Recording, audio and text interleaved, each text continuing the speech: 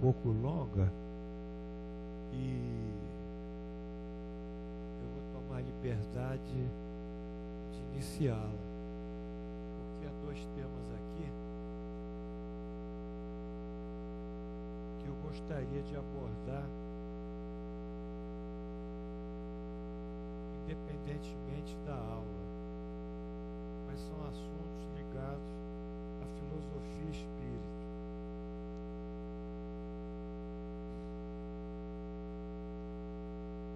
Enfim, desculpa.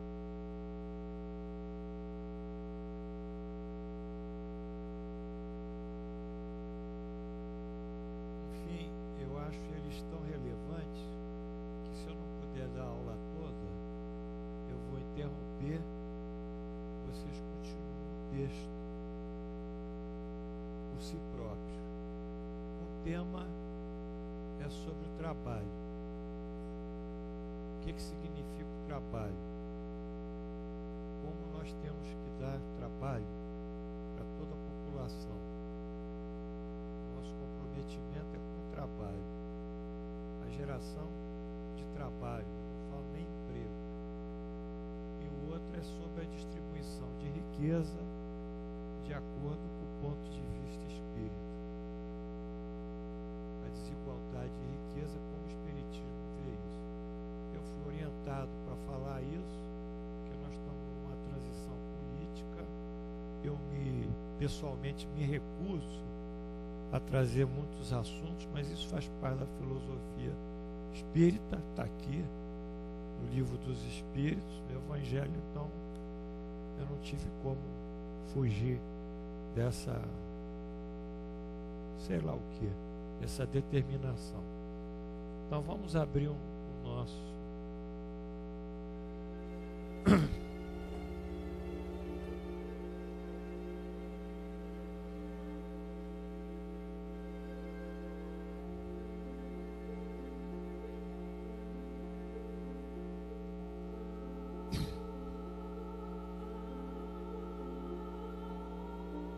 Senhor Jesus,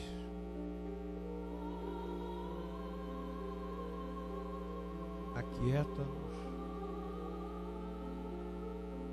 no vosso manto de amor, dai-nos paz, tranquilidade,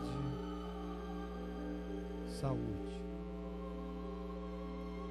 Que todos nós aqui possamos receber esses eflúvios que vêm de vós e do mundo superior. Todos nós aqui possamos nos tranquilizar, confiantes sempre na justiça divina.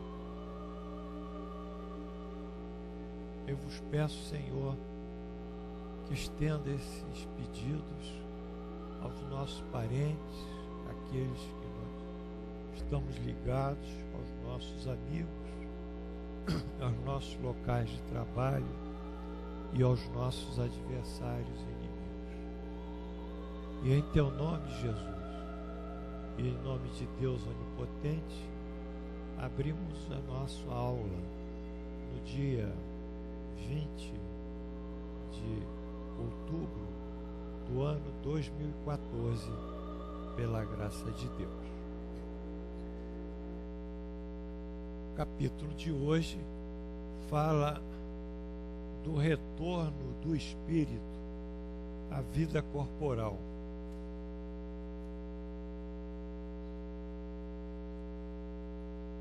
Então, nós estamos estudando detalhadamente a vida dos espíritos, nessa parte segunda, que é o mundo espírita ou dos espíritos. Estamos detalhadamente estudando a vida dos espíritos, de acordo com a proposta dos espíritos superiores, tendo como redator, de uma certa forma, e sistematizador Allan Kardec. Vamos lá. prelúdio do retorno, ou seja, os momentos que irão preceder o espírito na sua reencarnação. Os espíritos têm conhecimento da época em que terão de se encarnar. Isso é importante. Eu já ouvi muitas pessoas dizendo: fulano de tal vai voltar no dia X, vai reencarnar. A gente começa a ouvir muitas coisas. Eu ouço tantas coisas. Emmanuel já reencarnou, né? Enfim, são fatos que são colocados assim na mídia espírita, mas que carecem de uma comprovação mais factual, mas que dá um contexto religioso e fortalece a superstição, o misticismo, em detrimento da lógica e da razão. Então, os espíritos, eles pressentem a reencarnação, como o cego que sente o fogo que se aproxima, sabe que tem de retomar um corpo, como sabeis que deveis morrer um dia, mas ignora quando isso acontecerá. Alguns livros do André Luiz já tem o ministério da reencarnação. Lá são 7 ministérios. Então ali é um trabalho de reencarnação. Parece que os espíritos eles têm mais consciência nesse preparo, segundo André Luiz, do que está dito aqui.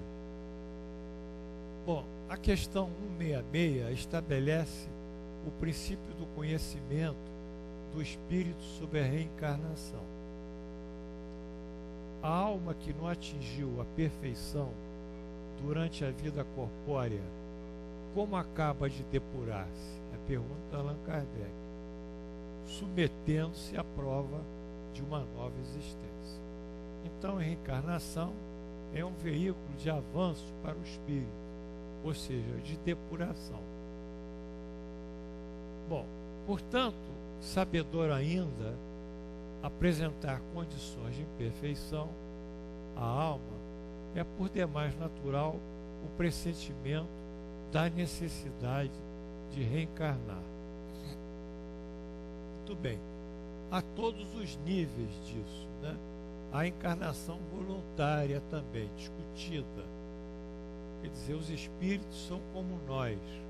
Alguns vão compulsoriamente à encarnação e outros até discutem com seus superiores as condições reencarnatórias mais úteis para o seu progresso, porque reencarnação é oportunidade de progresso.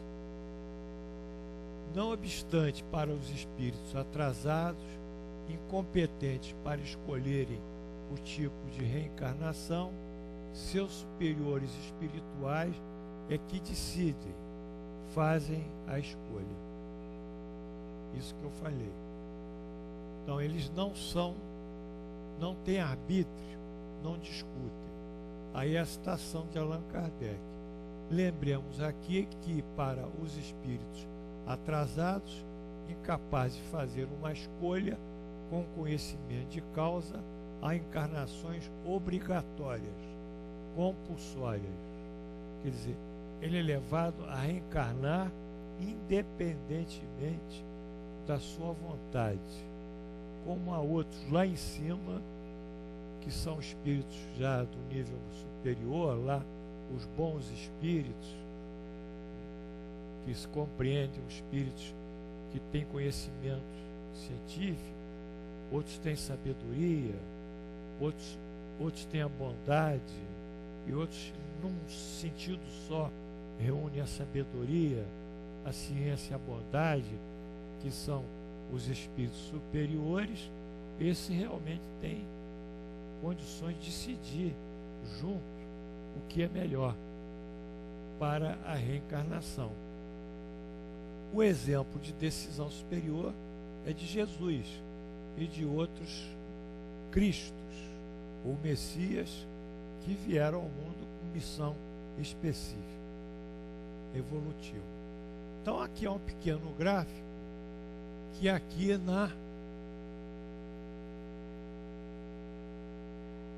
como é que é o nome dessa linha? Hein? Ordenada, Valtinho. E essa aqui que eu me esqueci? Tá vendo isso? Como é que eles sabem? O gráfico cartesiano, eles sabem. Então aqui nas ordenadas, nós temos 3 condições de encarnação. O espírito não decide, é a escolha dos espíritos superiores. O espírito tem uma coparticipação no seu processo decisório, quer dizer, ou uma determinação dos espíritos superiores, e na última eles têm por si próprio uma determinação voluntária, eles exercitam livre-arbítrio. Então, se nós fizermos aqui, em relação à imperfeição do espírito, aqueles que não têm consciência da imperfeição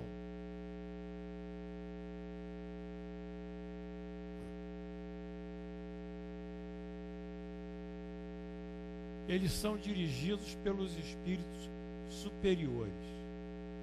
Aqueles que têm uma parcial consciência do processo moral que se encontram, eles são coparticipados no processo decisório pelos espíritos superiores. E aqueles que têm a consciência plena, eles fazem uma escolha voluntária. Eu queria que ficasse claro isso, porque os espíritos são como nós. Então não tem, porque nós somos espíritos, e amanhã nós continuaremos sendo os espíritos.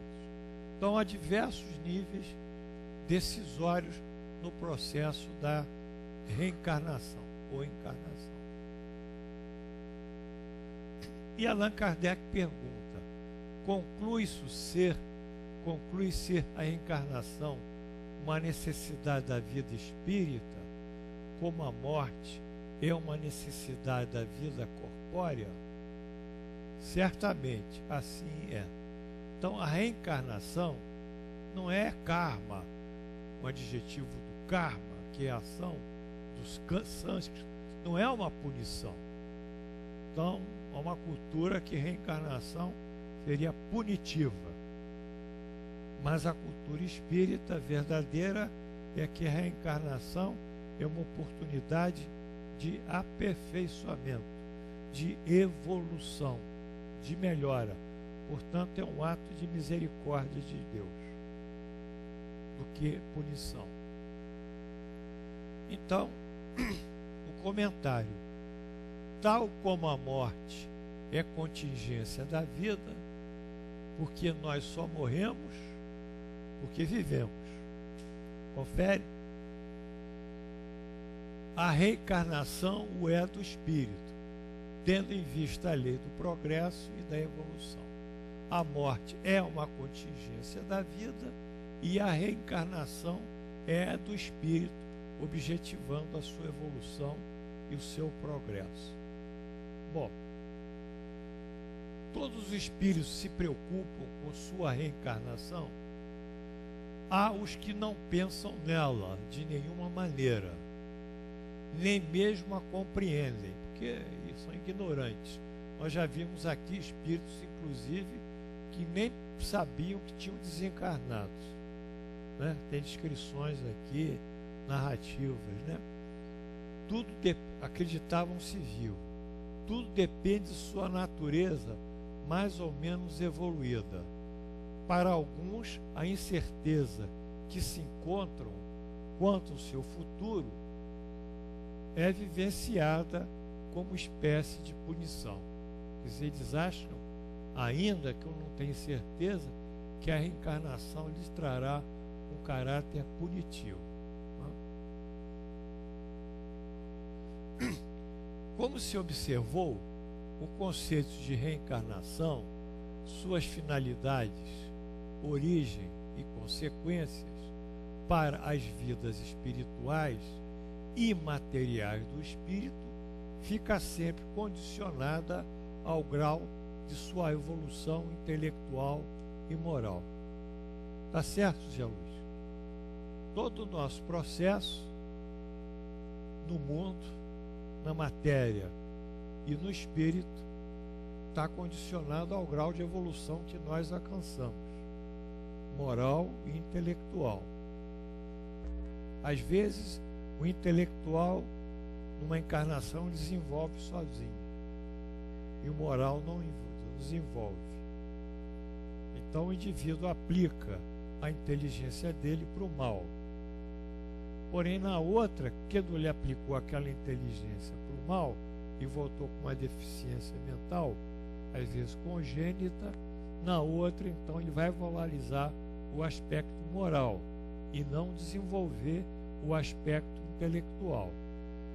Mas o final disso é a síntese moral e intelectual, que é a grande manifestação do homem que vai utilizar o seu intelecto para o bem, que ele já vai ter esse conhecimento.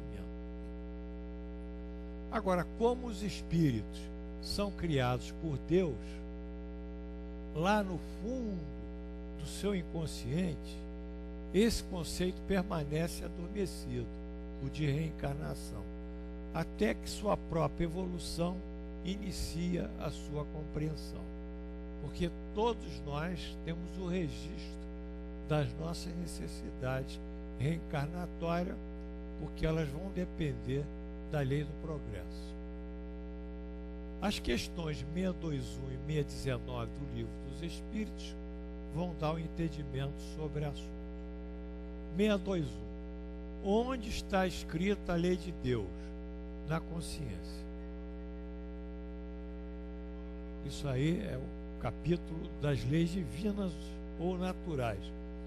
Todos nós temos as leis divinas gravadas em nossa consciência quando fomos criados por Deus. Tem um chip. Compete a nós o quê? Utilizar esse conhecimento potencial, latente, e desenvolvê-lo. Em função de quê? Desenvolvendo as leis divinas e praticando essas leis divinas. A todos os homens, Deus possibilitou os meios de conhecer as suas leis. Se está em nós, Deus é pragmata, Ele não vai botar uma coisa, um conhecimento que nós não vamos aplicar um dia. Todos podem conhecê-la, mas nem todos a compreendem. Os homens de bem e os que se decidem investigá-la são os que melhor a compreendem. Todos, não obstante, a compreenderão um dia, porquanto forçoso é que o progresso se efetue. Então, todos nós chegaremos a um dia a uma situação de perfeição moral. Aí a Terra não será mais útil para nós reencarnarmos. Aí iremos para um outro planeta. Mas todos nós estamos, não é? Estamos, somos seres passivos a esse desenvolvimento moral. O próprio Jesus, antes de ir embora, ele falou para os apóstolos: aquilo que eu fiz, os milagres, vocês também poderão fazer, e farão até mais do que eu fiz. Por quê? Porque Jesus sabia que todos nós somos filhos de Deus. Ele tinha um avanço maior, mas ele veio para trazer o modelo dele e ele ser o nosso guia para nós perseguirmos esse avanço. Ele não se dizia maior, ele se dizia ligado a Deus e queria que todos nós crescêssemos como ele. Então essa divindade atribuída a Jesus, a casa que está publicando, eu acho pelo Zé Carlos Leal, o livro E Jesus se fez Deus, como Jesus se fez Deus, isso não existe. Isso foi um concílio da igreja em Antioquia, se não me engano, não, uma igreja lá onde é a Turquia hoje, é Constantinopla, nos anos 500, e eles decidiram que Jesus ia ser Deus. Pronto. E criaram a Trindade Sagrada, Pai, Filho e Espírito Santo.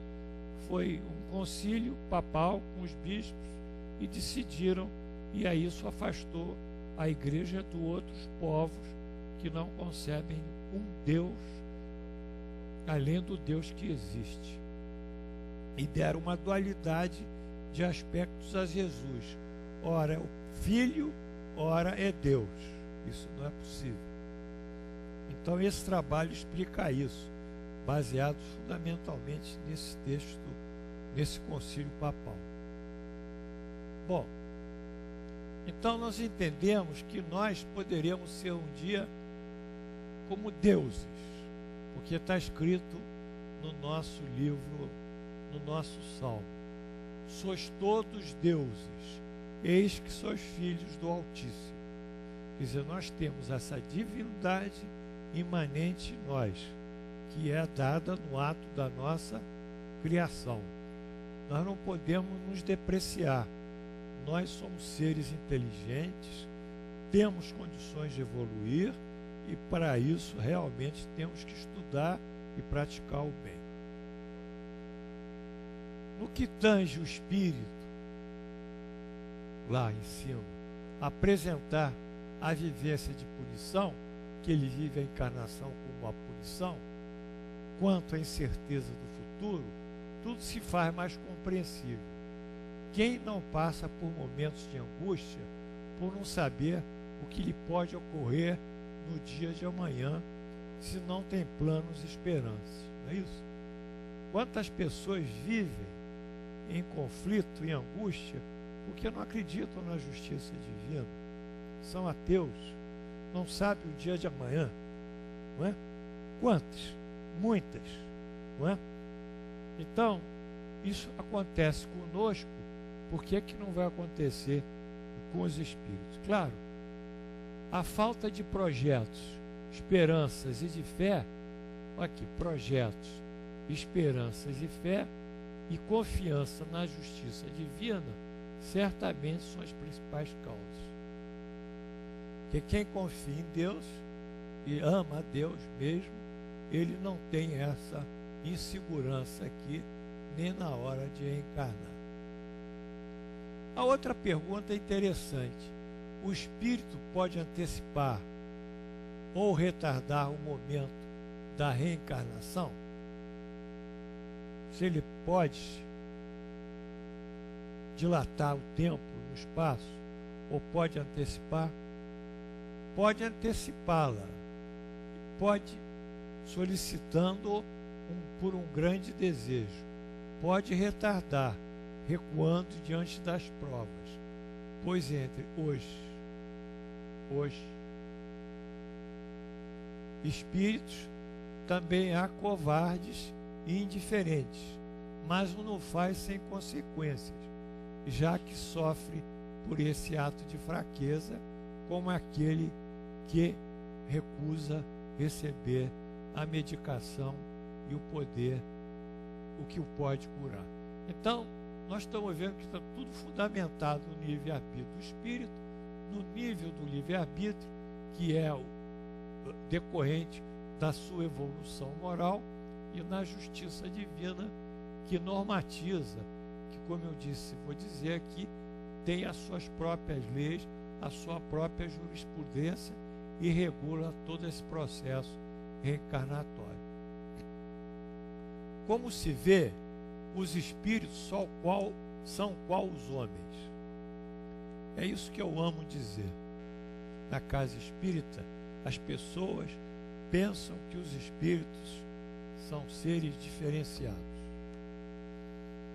Sobretudo esses que não conhecem nada. Sobretudo a mídia, aí fora, jornais, televisão. Mas eles são igual a nós, sujeitos a fraquezas ou corajosos e ativos.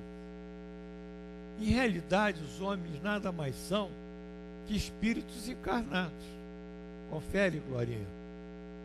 Né? Enfim, espíritos encarnados. E estes mesmos homens voltam a ser espíritos, retornando ao desencarnar a sua identidade original. Quando nós fixamos esse princípio, que nós somos espíritos encarnados, nós vamos entender que ao desencarnarmos, nós vamos continuando sendo a mesma pessoa, tendo a mesma individualidade, só que no mundo diferenciado, que é o mundo espiritual. Então horizontaliza essas ideias de que o espírito é alguma coisa acima. Há espíritos evoluídos, como há homens evoluídos no mundo.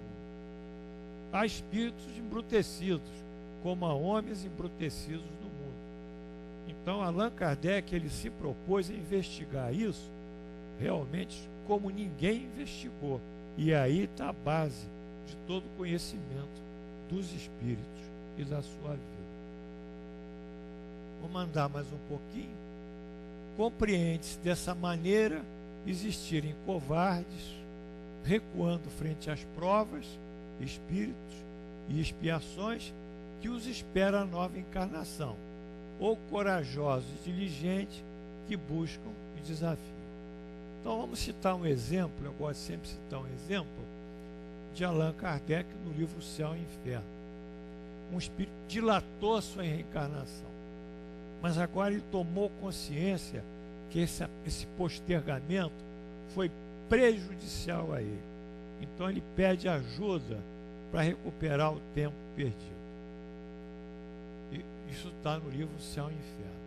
Um espírito aborrecido bordou 1862. Esse espírito apresenta-se espontaneamente ao médium reclamando. Pergunta P. Que vos leva a pedir prece? Estou farto de vagar sem objetivo. Estás há muito tempo em tal situação? Faz 180 anos, mais ou menos. Quase dois séculos, né, irmãos?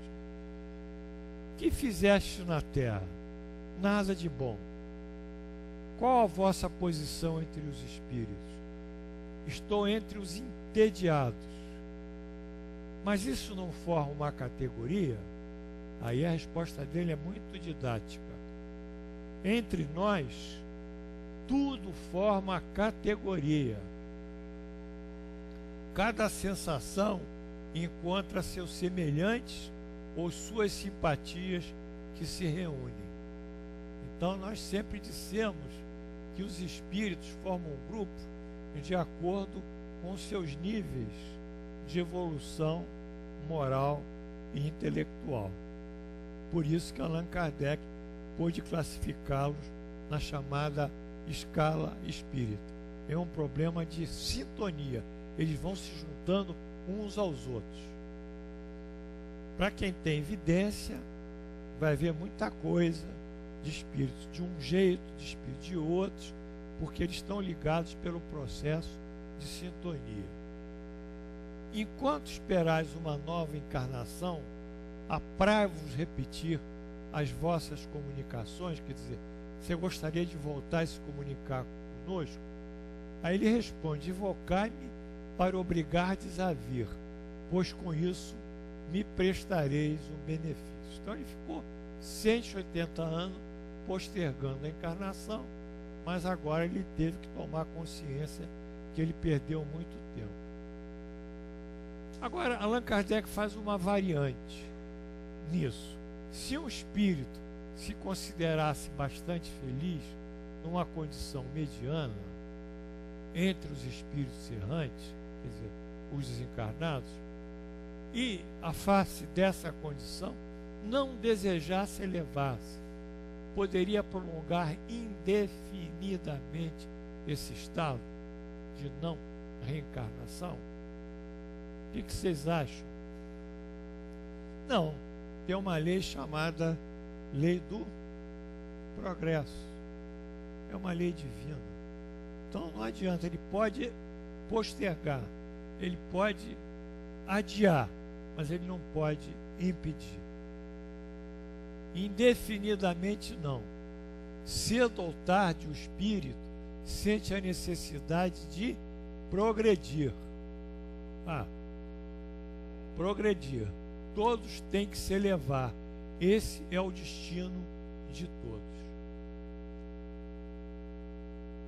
Aí vem os comentários que eu queria que vocês me acompanhassem. O progresso é lei divina e, por consequência, o homem tem sempre que avançar. Quer dizer, o progresso é inerente à própria criação do espírito. O progresso é contingência do desenvolvimento e da ação do elemento inteligente universal, que quando Deus criou o homem, o espírito, ele fez o desdobramento dessa energia, dessa inteligência, e colocou isso, essa fagulha, essa centelha, no próprio homem, como filho seu. Como nós vimos aqui, eis que sois deuses, sois filhos do Altíssimo, que promove a criação de novas ideias no espírito. Quer dizer, esse elemento inteligente vai dando novas ideias no espírito, as quais surgem gradativamente, geração a geração, encarnação a encarnação, como também novas percepções e reflexões no mundo espiritual. Então, o progresso, pelo desenvolvimento do elemento inteligente universal inerente ao espírito, vai obrigá-lo, ou vai dar a ele nova forma de ver as coisas e nova forma de se conduzir. Portanto, numa linha inteligente, o desenvolvimento do elemento inteligente universal, em seu desdobramento, ativa a ideia, a ideação. E, por sua vez, essa nova realidade, novas necessidades. É o progresso, que surge sempre com as ideias. Nós vimos isso na semana passada, que o espírito é o ser que cria as ideias. Quer dizer, ele é um ser inteligente, nele reside a ideação, e com essa ideação, mediante a energia e depois a consolidação dela em energia mais densa, forma a matéria perispiritual e forma o corpo físico, atua sobre o corpo físico. Então, quem forma tudo é o que os hinduístas chamam de corpo causal, que é o corpo primário, que é a ideia.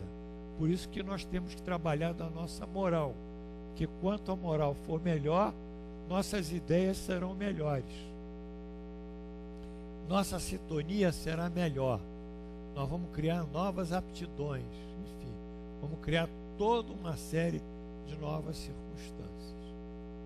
Muito bem, então está aqui a gênese da lei do progresso também. Deus produziu o elemento inteligente universal, que foi uma energia, a criação de uma energia por ele, energia essa inteligente. Essa energia sofreu desdobramentos energéticos, produziu sobre o espírito a capacidade, despertou no espírito a capacidade de ação, quando ele teve novas ideias, novas percepções, novas reflexões, novas referências, nova realidade, novas necessidades e o progresso. Está claro?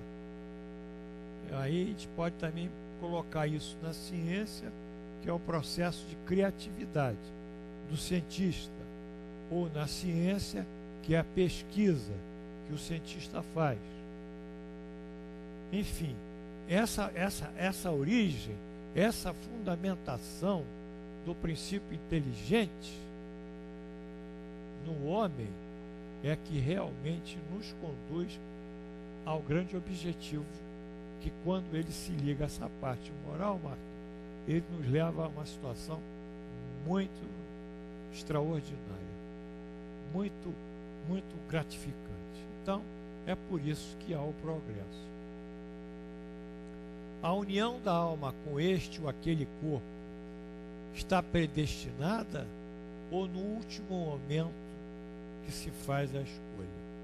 Então, o que vocês acham?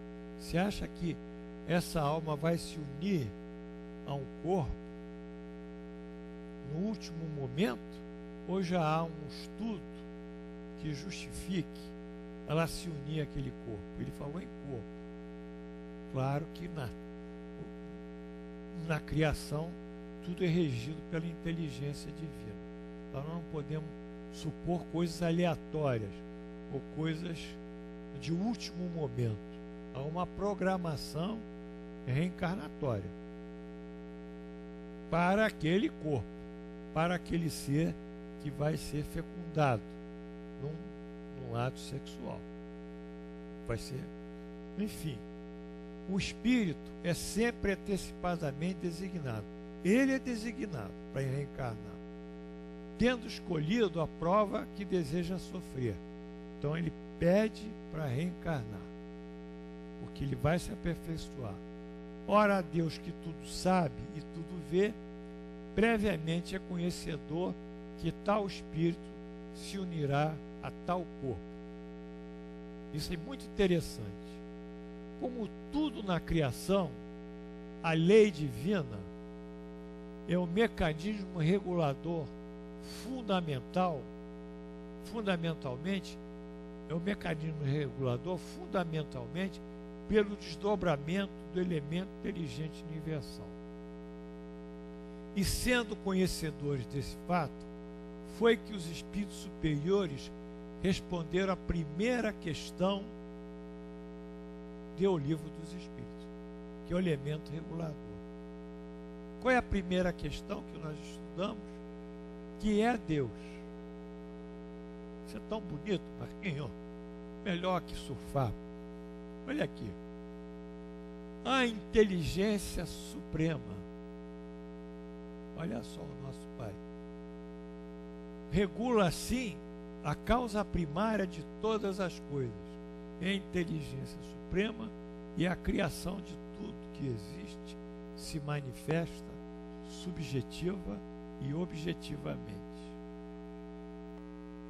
Deus, como inteligência suprema, regula assim a reencarnação de um espírito em dado corpo, porque ele estabelece leis para que isso se processe.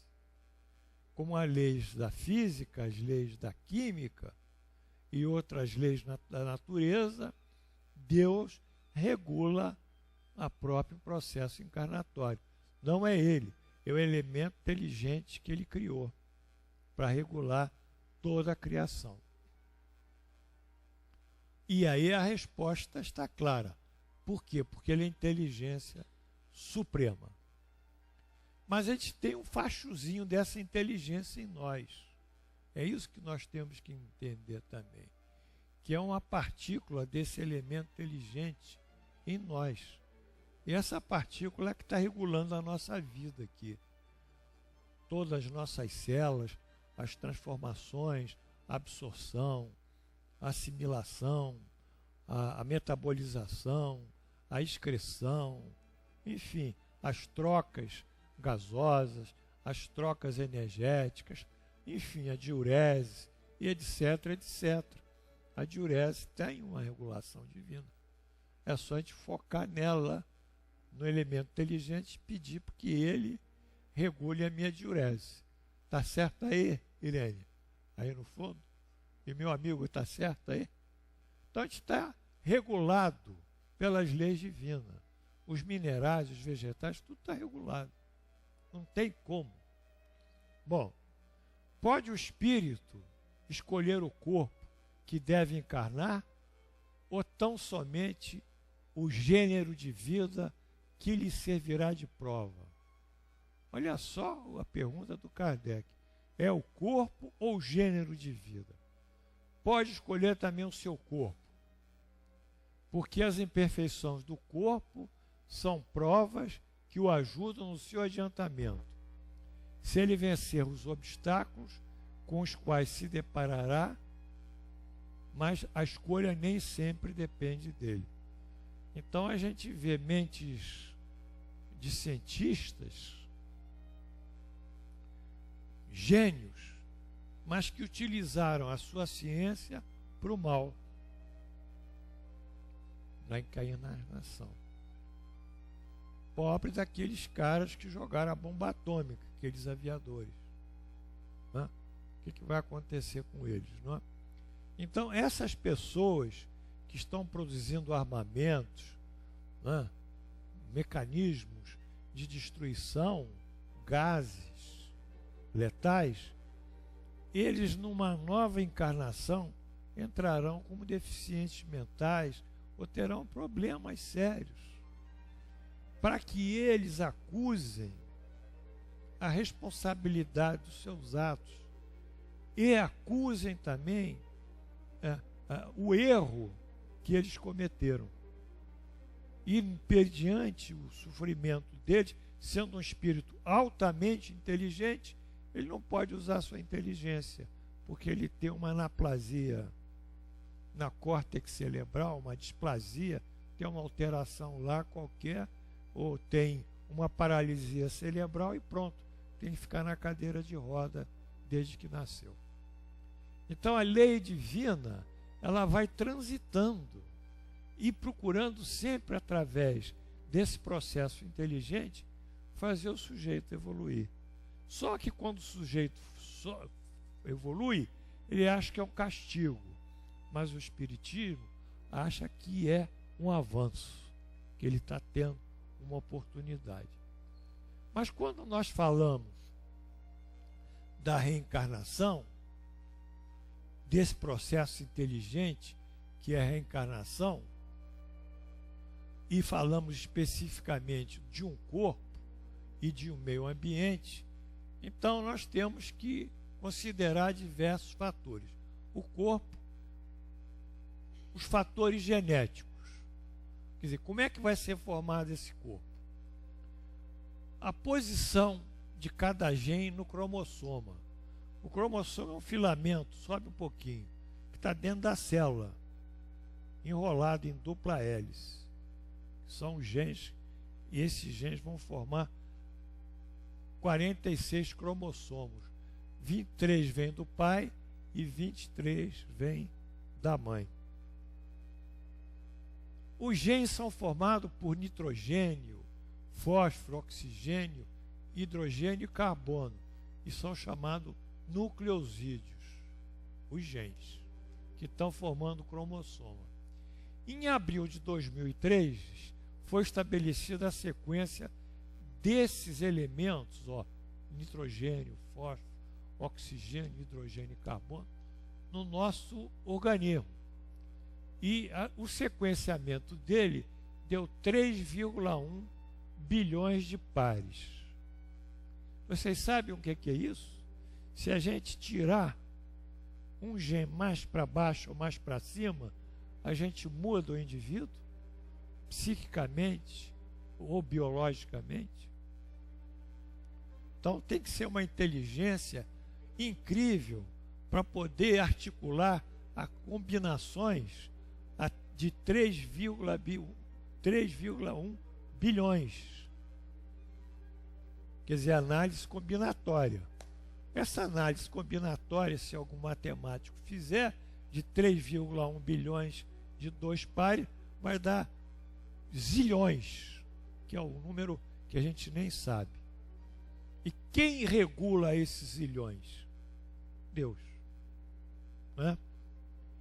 Os genes que codificam as proteínas, um tipo deles, há cerca de 20 a 25 mil genes só codificando as proteínas que nós temos. Né?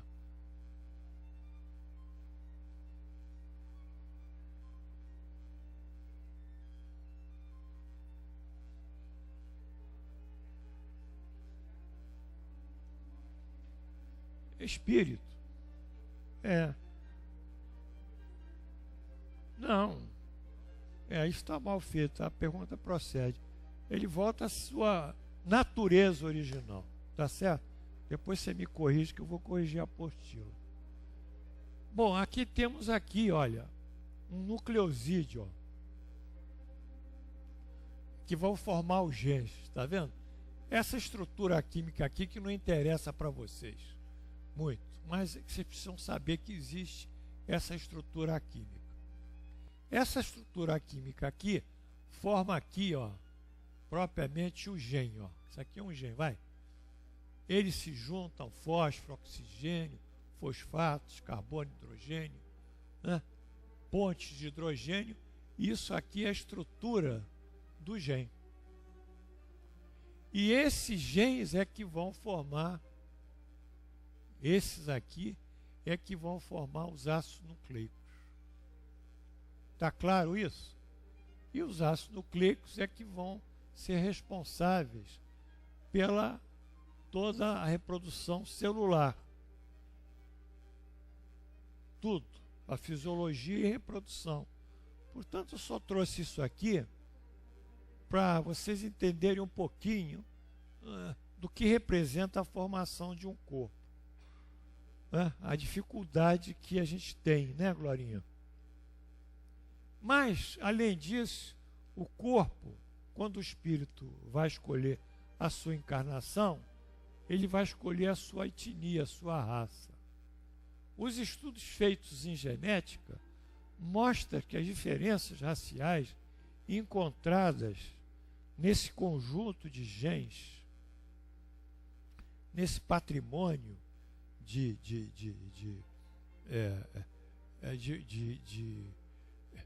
partículas de nucleosídeos,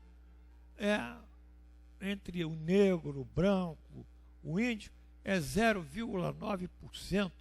É um dado tão insignificante a diferença, que mostra que nós todos temos a mesma raça. Não, não pode não. Você chegou tarde. Quando você chegar cedo, você vai fazer. Enfim, então, o que eu queria dizer é que essa diferença racial que existe é porque a ciência ainda não se debruçou suficientemente para entender que nós somos só uma raça, que tem variações de acordo com o meio ambiente, com o sol, etc, etc. O esquimó tem um meio ambiente diferente do beduíno do exército, mas nós somos todos iguais.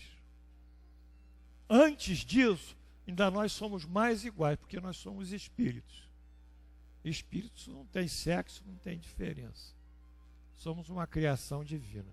Então a gente tem que acabar com essas coisas, porque muita gente usa isso para um lado e para o outro, para confundir a gente. Então, também o espírito, ele chega e vai ter que viver numa família, e vai ter que ter os pais, vai ter que ter um ambiente socioambiente, uma condição socioambiental, a sociedade, o clima, que é o meio ambiente, o país, a língua. Econômico, vai ter que vir um país de um determinado nível econômico e vai ter que conviver com uma cultura, uma religião, e o que decorre da religião, às vezes, é a tradição. Então, é dessa interação de fatores, cujo corpo é o fator central, que o espírito vai percorrer sua encarnação. Então, esse quadro aqui, esse esquema aqui, pode subir mais. Ele mostra toda essa interação do processo reencarnatório no corpo e nessas condições que eu formulei aqui. Ou seja, a estrutura biológica do corpo, seu genoma, a raça, o sexo, a família, o meio ambiente e a parte social, as condições econômicas, cultura, religião, tradição, podia ser até mais ainda. Só que eu queria mostrar a vocês, com isso, quando o espírito ele vai encarnar, ele vai encarnar numa estrutura biológica, em função da genética, socioambiental, cultural, que vai lhe propiciar o quê? Um maior ponto de evolução. Ele tem que evoluir, encarnar em condições que ele evolui. E, frequentemente, ele evolui no mesmo ambiente que ele deixou. Ele volta para a mesma família. Porque se ele não cumpriu o papel dele e ficou incompleto as ações dele para com uma família, por exemplo, ele volta para a mesma família. Então, não há dúvida. O espiritismo ele vai abrangendo encarnação a reencarnação. É isso que diferencia ele do materialismo, que só tem um foco no dia de hoje, na injustiça social de hoje. Mas nós temos que entender que a justiça social de hoje, ela vai lá para trás. Há muita coisa reencarnando. E que a justiça social de hoje, amanhã, graças a Deus, vai ser um progresso para nós. Vai melhorar. Então, esse é o foco principal. Vamos em frente? Peraí, passou, Amilcar. Como sempre, essa escolha ficará na dependência das leis divinas. Tá certo, Glorinha? A jurisprudência maior. Tudo isso aqui está dependendo da inteligência divina. E dentro dessa dependência, chama a atenção a justiça divina como sua decorrência à lei da causa e efeito. Então, esse quadro mostra justamente todo aquilo que influencia a escolha do corpo.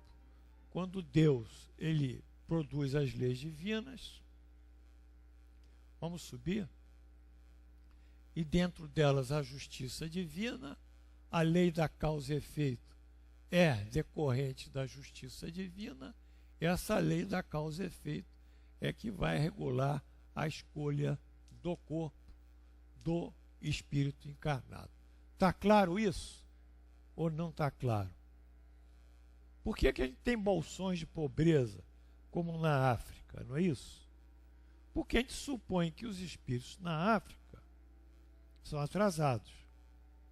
Ou se não são atrasados, são espíritos altamente transgressores das leis divinas.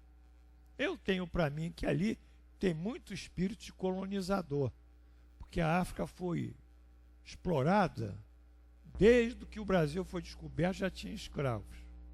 Quer dizer, já vai desde 1500. Isso que eu sei. Então, essa turma que explorou 500 anos, ou outros tantos, como os colonizadores europeus, sobretudo os ingleses, eles vão ter que voltar para lá, porque eles fizeram a coisa errada. Então, eles têm que acertar o erro deles. Isso faz parte da lei divina. Né? É o que nós chamamos prova, expiação e depois reparar o que ele tem. Então, no livro Céu e Inferno, nós temos um depoimento aqui muito bacana de um espírito chamado Max, o mendigo. Vamos ver essa história, que ela é altamente didática. Eu adoro essas histórias. Olha só, em 1850, numa vila da Baviera, onde é que fica a Baviera? Áustria? Alemanha? Alemanha. Morreu um velho quase centenário, conhecido por Pai Max. Por não possuir família, ninguém lhe determinava a origem. Ele não tinha família, não é? Havia cerca de meio século que se invalidara para ganhar a vida, sem outro recurso além da mendicidade, que ele dissimulava procurando vender pelas herdades e castelos, almanaques e outras mil-e-coisas. Isso é em 1850, hein? Deram-lhe a alcunha de Conde Max, e as crianças o chamavam somente pelo título, circunstância essa que o fazia rir sem agastamento, sem desconforto. Por que esse título? Ninguém saberia dizê-lo. O hábito o sancionara. Talvez estivesse provindo de sua fisionomia, de suas maneiras, cuja distinção fazia contraste à miserabilidade dos andrajos. Então ele tinha um porte nobre e meio a trajes de andrajosos. Muitos anos depois da morte, Max apareceu em sonho a filha do proprietário, tá errado aí, de um castelo, em cuja estrebaria era outrora hospedado, porque não possuía domicílio próprio. Então foi morar naquela estrebaria. Nessa aparição, disse ele: agradeço terdes lembrado o pobre Max na vossa prece, porque o Senhor as ouviu. Alma caritativa, que vós interessaste pelo pobre mendigo, já que quereis saber quem sou, vou satisfazer-vos, ministrando ao mesmo tempo e a todos um grande ensinamento. Então Max agora vai contar a sua história, o mendigo. Há cerca de um século e meio, quer dizer, lá para os anos 1700, era eu um dos ricos e poderosos senhores dessa região, porém orgulhoso da minha nobreza.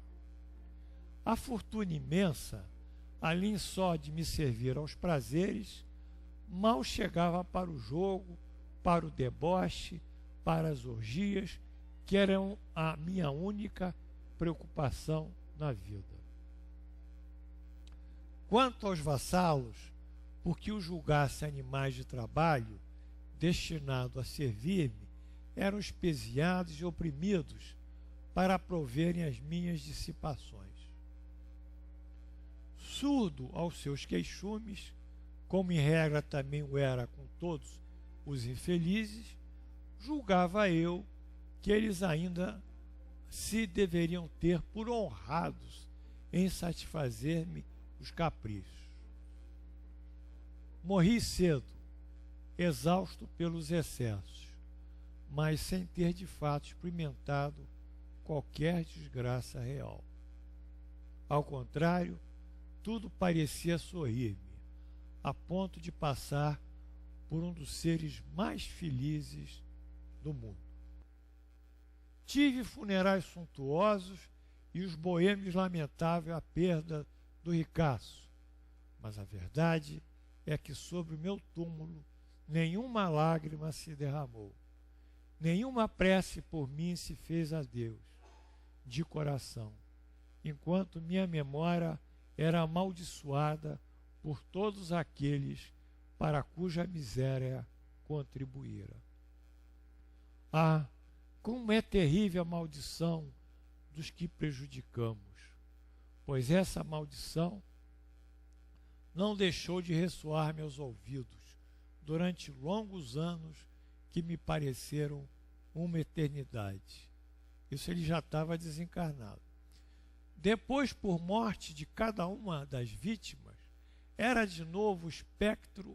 um novo espectro ameaçador ou sarcástico, que se erguia diante de mim a perseguir-me sem tréguas, sem que pudesse encontrar um vão onde me furtasse as suas vistas, nem um olhar amigo. Aí como Max estava sofrendo no mundo espiritual.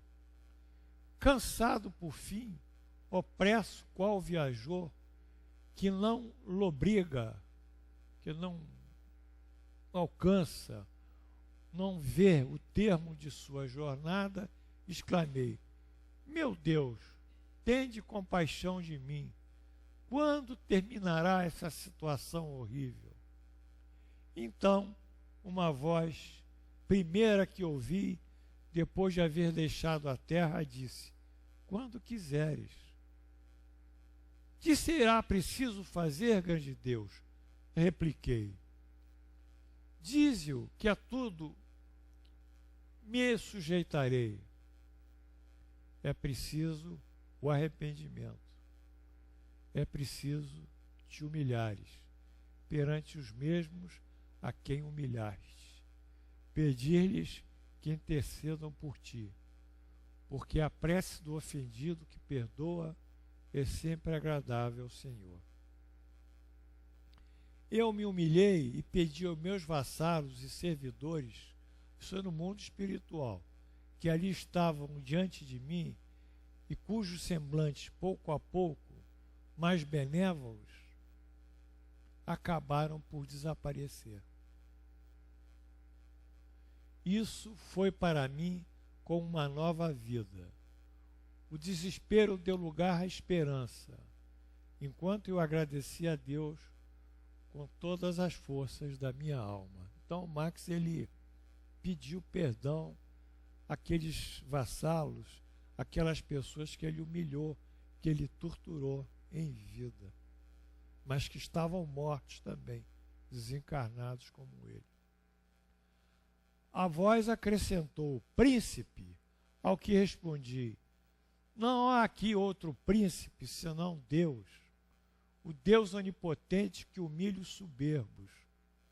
Perdoai-me, Senhor, porque pequei, e se tal for da vossa vontade, fazei-me servo dos meus servos. Servo ou servo? Servo. Alguns anos depois, reencarnei numa família, alguns anos depois, de burgueses pobres. Ainda criança, perdi meus pais e fiquei só no mundo, desamparado. Ganhei a vida como pude, ora como operário, ora como trabalhador de campo, mas sempre honestamente, porque já criei em Deus. Mas aos 40 anos fiquei totalmente paralítico, sendo preciso daí por diante mendigar por mais 50 anos. Mendigar por mais 50 anos. Por essas mesmas terras de que fora absoluto Senhor. Nas herdades que me haviam pertencido, recebi uma migalha de pão. Feliz quando por abrigo me dava um teto de uma estrebaria. Bom, então, esse depoimento do antigo nobre, do antigo príncipe Max, que teve uma vida de tanta humilhação e de tanta devassidão, e depois a reencarnação dele como mendigo, que se destina a reparar os males que ele fez e reconhecer que esse tipo de vida que ele viveu, ou sua conduta, não vão de encontro à lei de Deus, é para nós de um grande sentido didático. Porque a autoridade é um poder que Deus nos concede para dirigir os nossos subordinados no sentido do progresso, da evolução, da moral e do bem. Quando essa autoridade é tomada por nós indebitamente às leis divinas e nós fazemos dos nossos subordinados quase escravos e os humilhamos porque eles não têm como reagir, então, a partir disso, essa autoridade está compulgada, está ferida, está manchada. Então, ao líder, cabe conduzir aos liderados no sentido do progresso, da evolução. Mas a autoridade é tão somente um bem ou uma posição temporária, porque vai vigir durante a nossa vida. Depois e após a vida, na desencarnação, é que vai ser avaliado qual foi o uso que nós fizemos dela. E dizemos isso porque nós estamos numa transição no momento que o Brasil atravessa. Nós temos que saber que nível de autoridade nós temos que esperar. E voltando ainda a Marx, eu tive que abordar dois assuntos.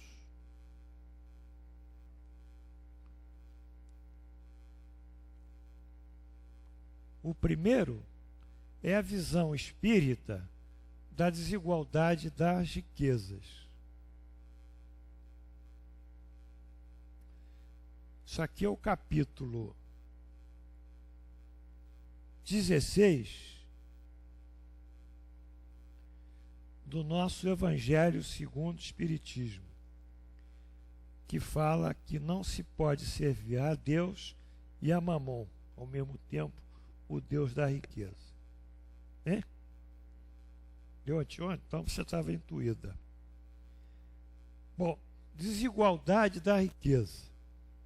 Está claro o assunto? A desigualdade das riquezas é um dos problemas que inutilmente se procurará resolver desde que se considere apenas a vida presente.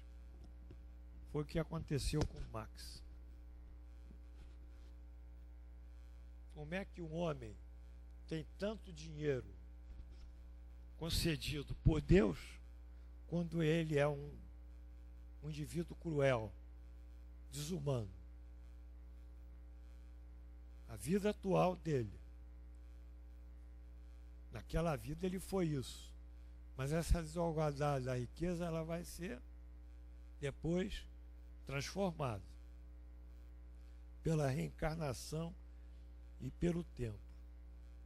A primeira questão que se apresenta é esta: por que não são igualmente ricos todos os homens? Não são por uma razão muito simples: por não serem igualmente inteligentes, ativos e trabalhadores, por não serem igualmente inteligentes para adquirir, nem sóbrios e previdentes para conservar.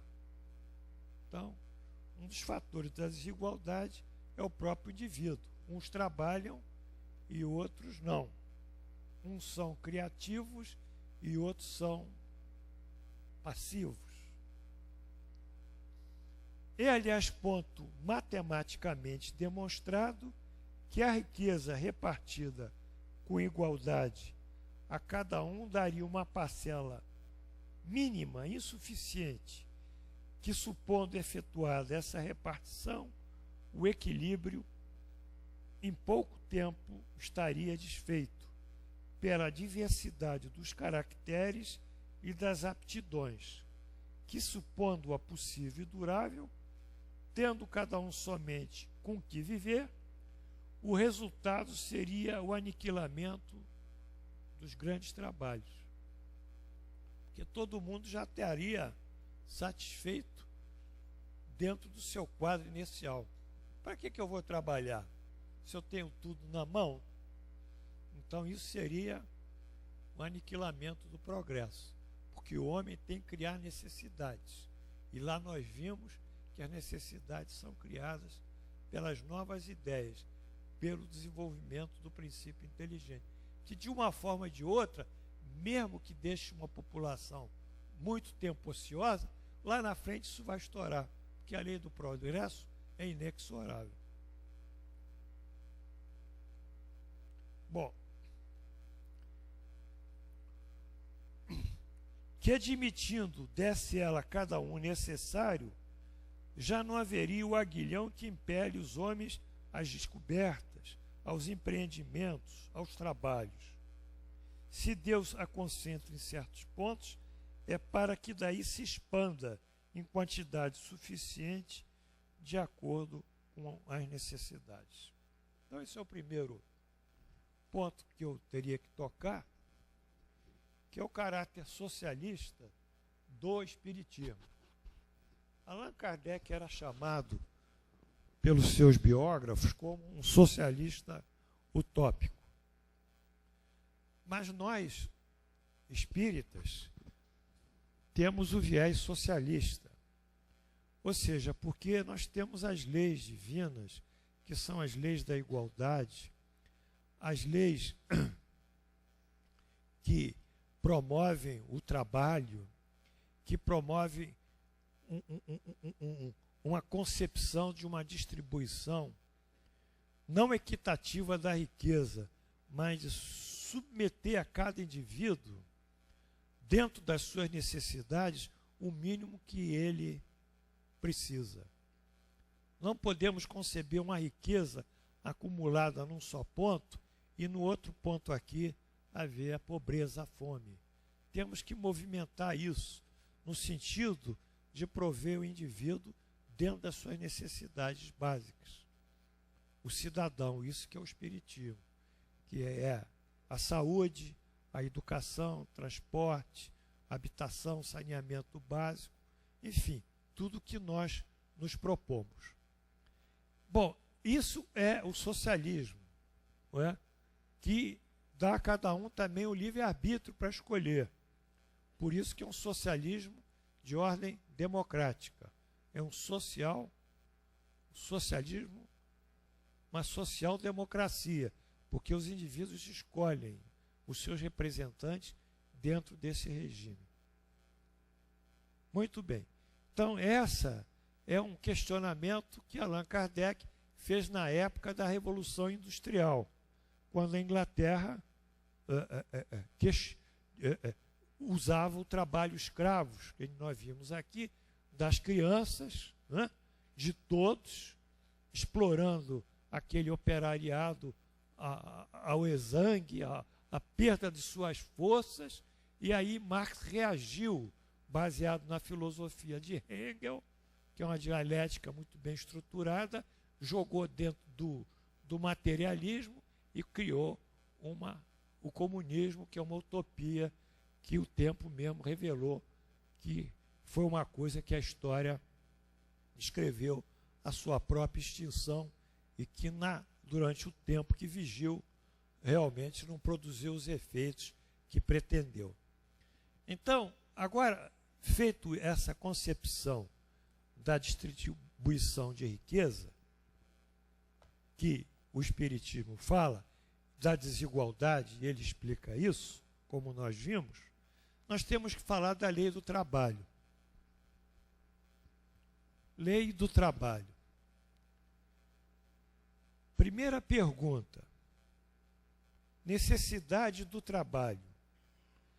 A necessidade do trabalho é lei da natureza? Preste atenção. A necessidade do trabalho é lei da natureza? Resposta. O trabalho é lei da natureza. Por isso mesmo que constitui uma necessidade. A civilização obriga o homem a trabalhar, mas porque lhe aumenta as necessidades e os gozos. Então, o trabalho é uma lei da natureza.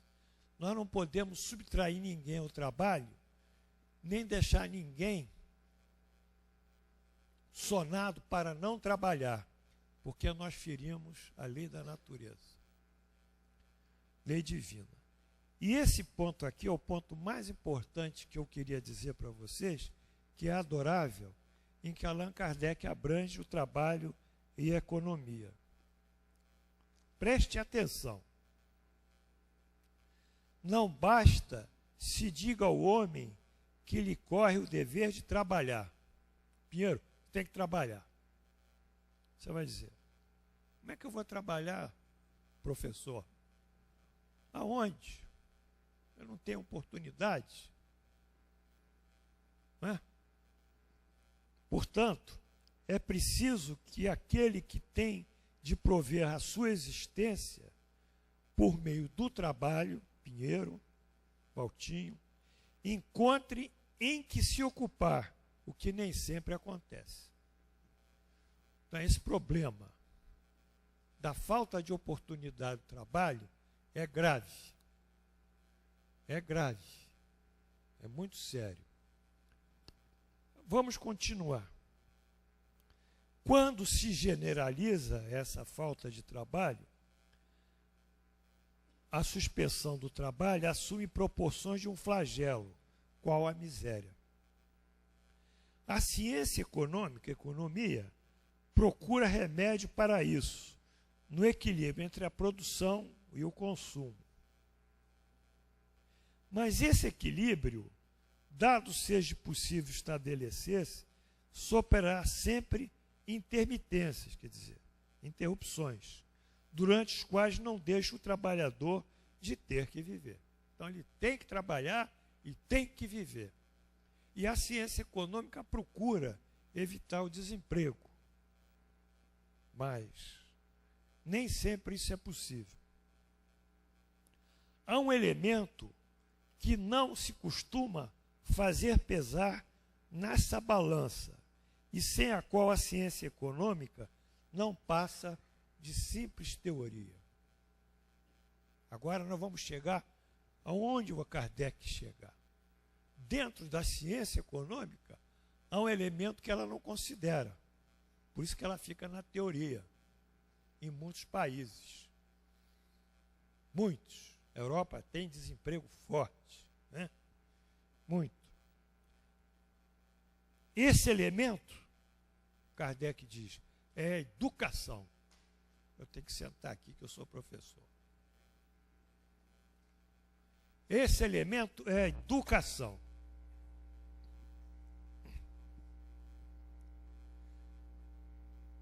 Não a educação intelectual apenas, mas a educação moral. Moral. Nós não nos referimos, porém, à educação moral pelos livros. Tem que decorar isso. E sim a que consiste na arte de formar os caracteres e que incute hábitos, porquanto a educação é o conjunto de hábitos adquiridos. Falou aqui o discípulo de Pestalozzi, o educador. A educação é o nosso segundo caractere. O caráter. A gente nasce com o primeiro e a educação, ela faz o segundo. Uma boa educação poda os erros da nossa formação, do nosso nascimento. Formar hábitos.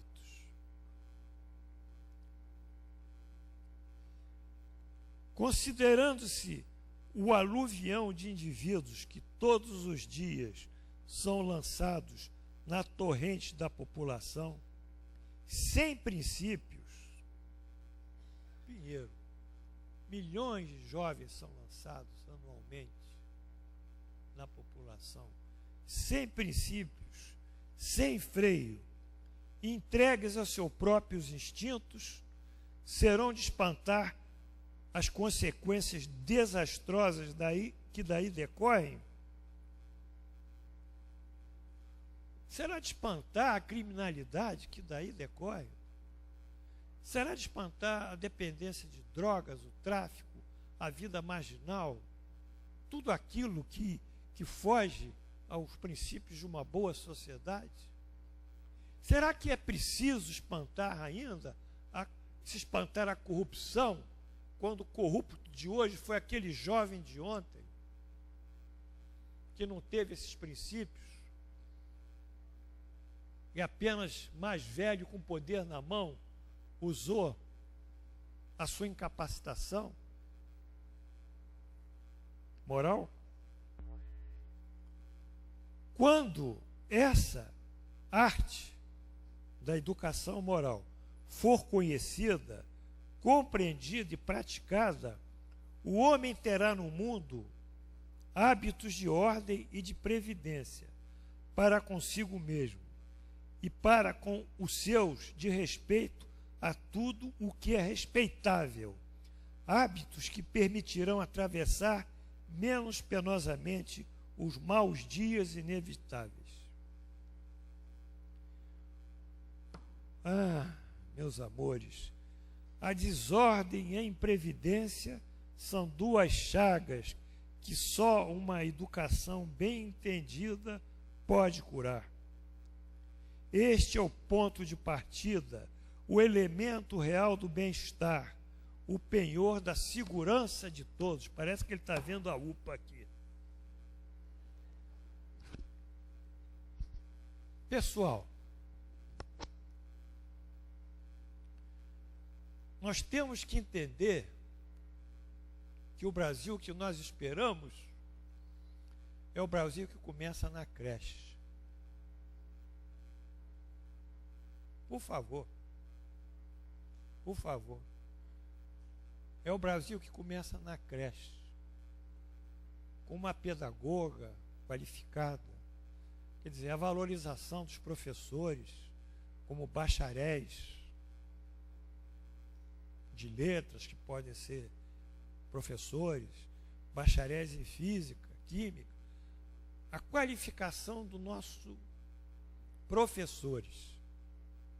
E isso, essa qualificação começa ali, já na creche.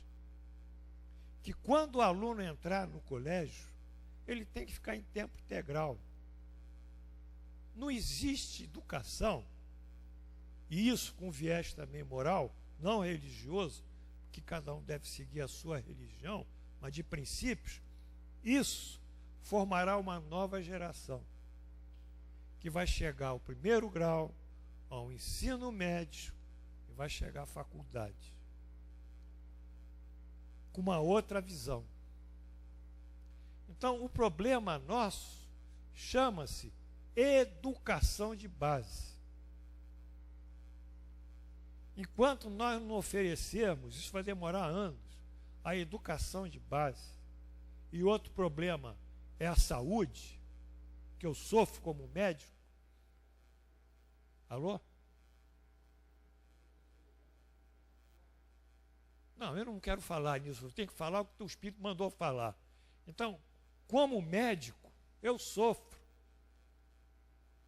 Porque a minha empregada tinha uma neta que estava para nascer, a filha dela. Ela me ligou, eu estava no bar lá, tomando café lá. Paulo, me liga, estou 8 horas esperando aqui no seu hospital, em Vilar do Teles, lá na Baixada.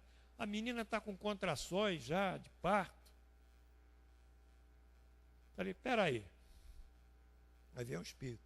Liguei para um colega meu que é professor. Hugo, faz um favor para mim. Eu tenho uma menina que me parece que está em trabalho de parto já. Ela está em Vilar do Teles. Você que é professor, conhece alguém que trabalha lá? Conheço sim o fulano de tal, o filho dele está dando plantão em Nova Iguaçu. Aí médico entende médico, Glorinha, é diferente. Médico que é médico entende médico. Pouco papo e ação. Aí acionou o pai acionou o filho. A menina saiu de Vilar dela e foi para Nova Iguaçu. Chegou lá, o filho disse que fez o exame, não estava em trabalho de parto, que não tinha o colo do útero dilatado ainda, e não tinha contração, que é uma frequência, o trabalho de parto é uma frequência, sabe, de contração, que a gente conta. Mandou vir no dia seguinte para fazer a ultrassonografia, passou o plantão, passou a recomendação para a menina ser a primeira a fazer a ultra, veio a ultra, aí fez uma cesárea, nasceu um bebê de 4,2 kg, um negócio desse tamanho.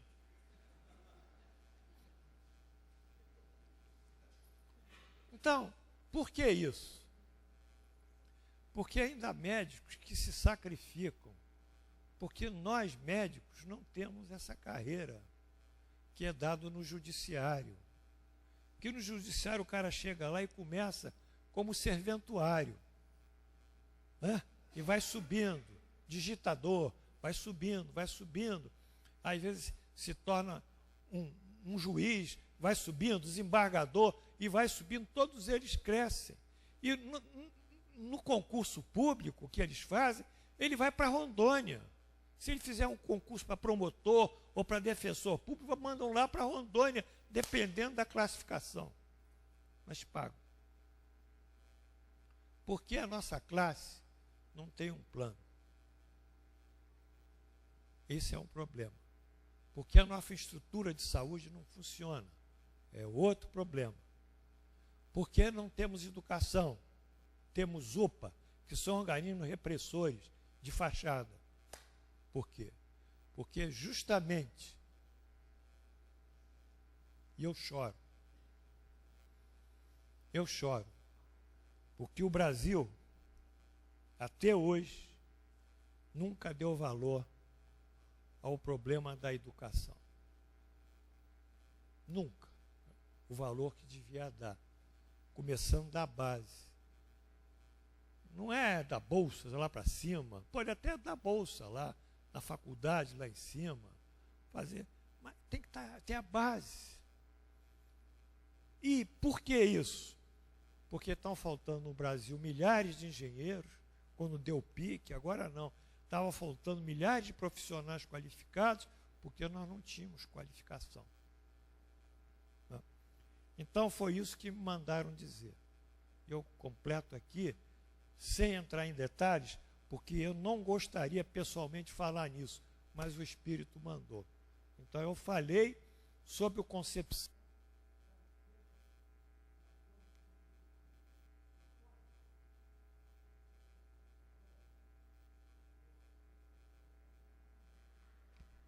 Mas vai por aqui.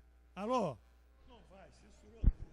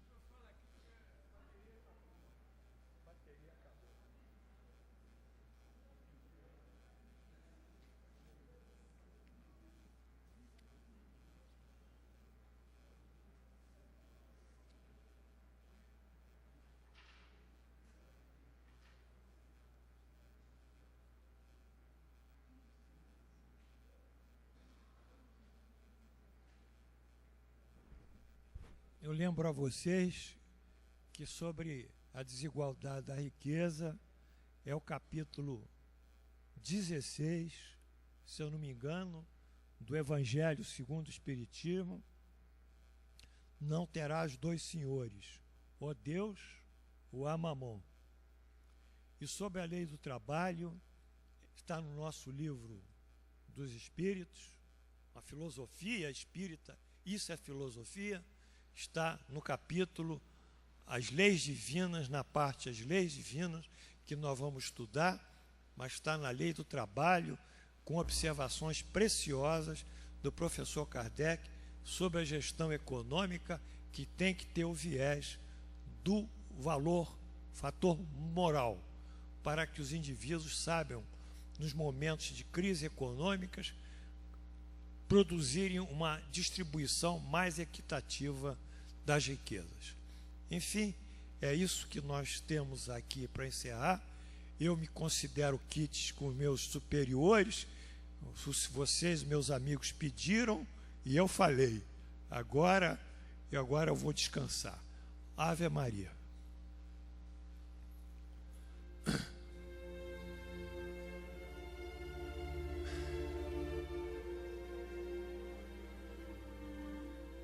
Senhor Jesus,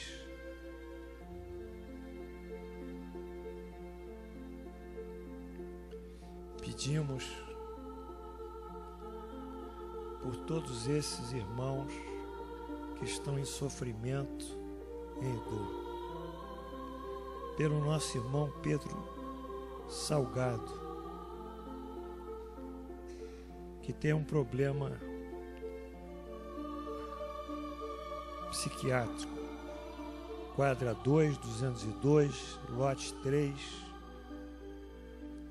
bloco D, apartamento 1202, Águas Claras,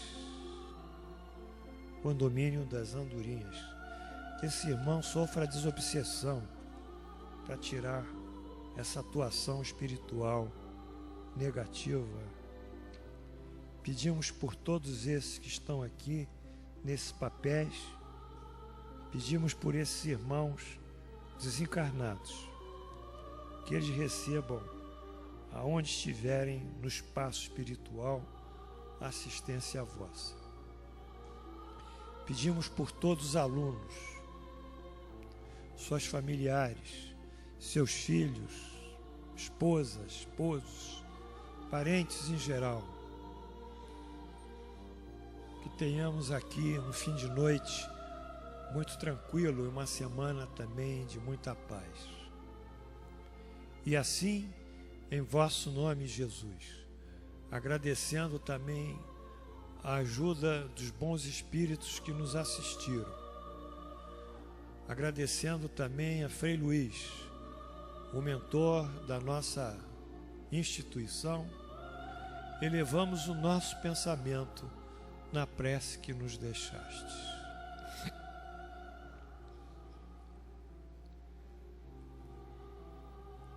Pai nosso que estais no céu, santificado seja o vosso nome. Venha a nós o vosso reino. Seja feita a nossa vontade, assim na terra como no céu. Pão nosso de cada dia dai-nos hoje. Perdoai as nossas ofensas, assim como perdoamos aqueles que nos ofenderam. Não nos deixeis cair em tentação, mas livrai-nos do mal. Assim seja, em nome de Jesus, e pela graça de Deus onipotente, damos por encerrados os nossos trabalhos no dia 20 de outubro do ano 2014, pela graça de Deus.